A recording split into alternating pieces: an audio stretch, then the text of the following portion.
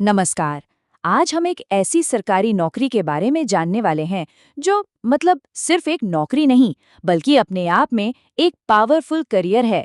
पद का नाम है स्टेट टैक्स ऑफिसर। जी हाँ, एक ऐसा पद जिसमें रुतबा, सम्मान और एक जबरदस्त सैलरी, सब कुछ एक साथ मिलता है। देखिए, ये बात बिल्कुल सही है। ये सिर्फ एक नौकरी नहीं है, ये एक कंप्लीट करियर है। कहते हैं कि अगर किसी का सिलेक्शन यहाँ हो गया ना, तो फिर किसी और सरकारी नौकरी की तैयारी करने की जरूरत ही नहीं पड़ती।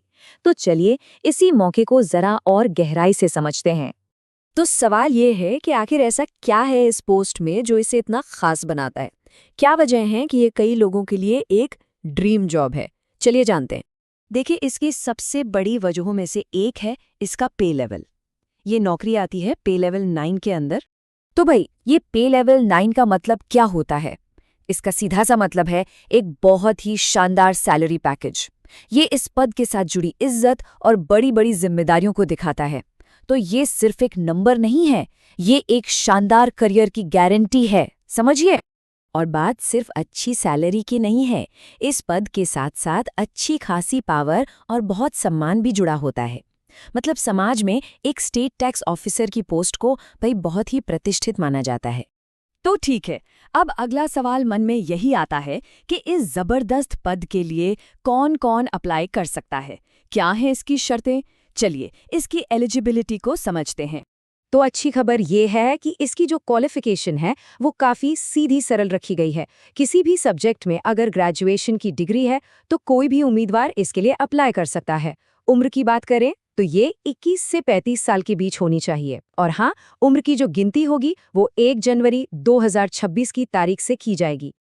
और हाँ, इसके अलावा कुछ आरक्षित श्रेणियों के लिए उम्र में छूट भी है।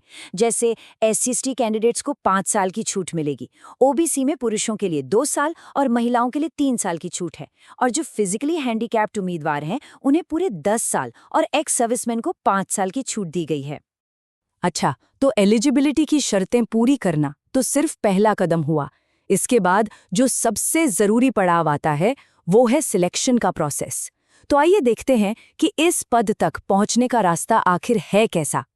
देखिए, इसका जो सिलेक्शन प्रोसेस है वो 3 स्टेज में होता है। सबसे पहले होता है प्रीलिम्स एग्जाम, जो कि एक MCQ बेस्ड टेस्ट है।